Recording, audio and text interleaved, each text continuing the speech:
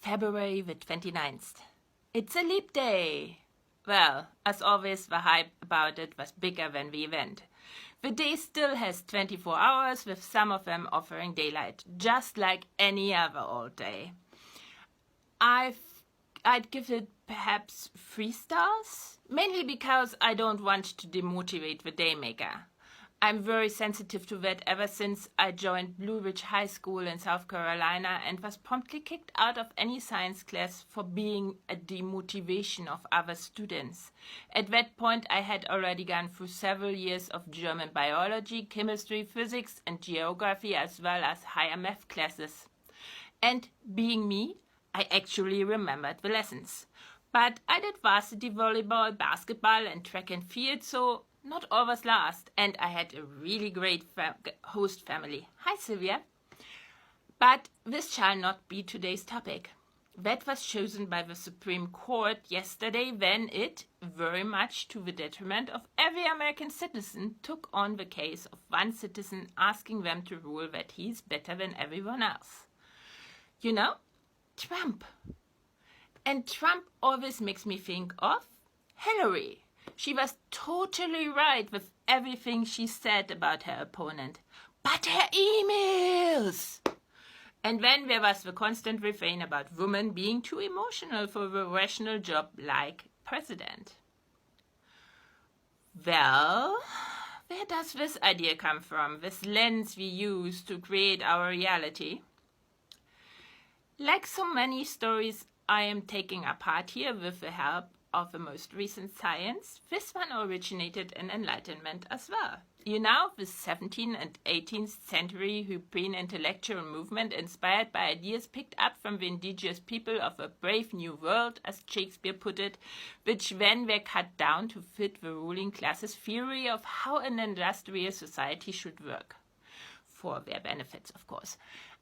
It jumped off like a tiger and landed like a fork, as the saying goes. The US was founded based on Enlightenment principles in politics like freedom, equality, democracy, and so on.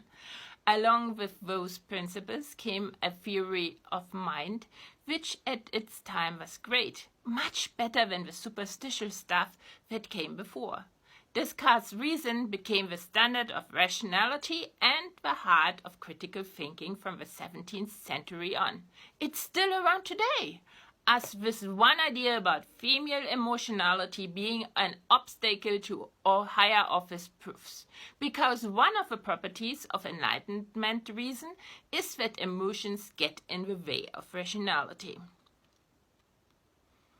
Cognitive and brain science, however, have changed our fundamental understanding of reason itself.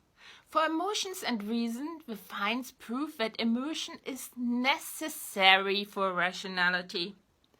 Our understanding had been brought about by patients with brain injuries in the area of the amygdala. Basically, these patients became like volcans in the way that they had their emotions removed. Did they become hyper-rational like Spock? No.